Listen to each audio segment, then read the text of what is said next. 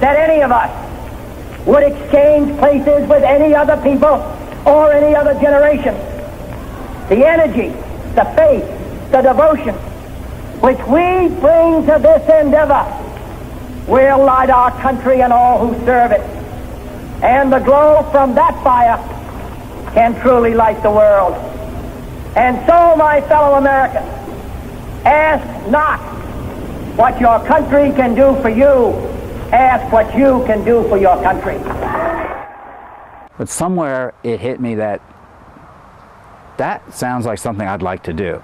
And I remember I actually sent the application in, did all the preliminary stuff, but I actually said in my application, when you accept me or give me an offer of a program, I'll let you know for sure that I want to go.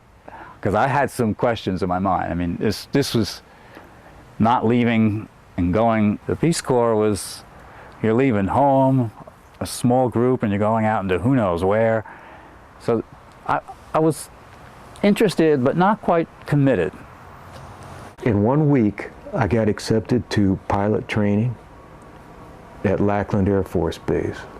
And I got a call from the Peace Corps. They wanted me to go to Tanganyika 4.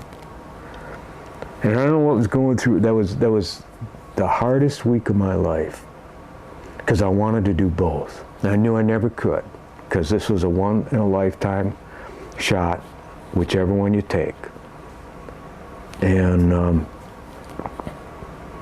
10 o'clock the night before, I was supposed to fly to Syracuse. I started packing my bags. I said, okay, I'll go to the Peace Corps.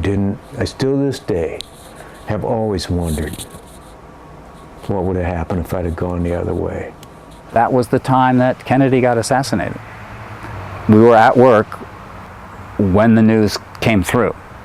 And it even affects me right now. I'm still feel emotional about that. I believe he was just such a great man. And right there that day when the news came that he had been, shot, assassinated, it was just like, God, well, what can you do? I mean, it was, it was like a crushed feeling. And all of a sudden I said, I know what I can do. I can get it together and do it. And I mean, the Peace Corps, it suddenly hit me. I mean, here, that was his baby, and I can do it. But within a day or two, I had sent a letter saying, any place, anytime, I'm ready.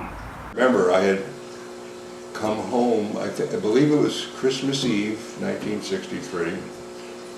I had come home for the weekend to stay with my parents, and I answered the phone, and the man on the other end said, this is Western Union.